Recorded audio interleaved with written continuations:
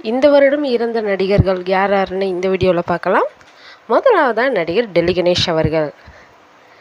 இதனைத் தொடர்ந்து நடிகர் நேத்ரன் அவர்கள். இவரை தொடர்ந்து கேப்டன் விஜயகாந்த் அவர்கள். அடுத்தது காமெடி நடிகர் பிஜ்லி ரமேஷ் அவர்கள். இதுக்கப்புறமா வில்லன் நடிகரான டேனியல் பாலாஜி அவர்கள். இதுக்கப்புறமா ரீசெண்டாக இறந்த கோதண்டராமன் அவர்கள். அடுத்தது பழம்பெரும் நடிகையான சிஐடி சகுந்தலா அவர்கள்.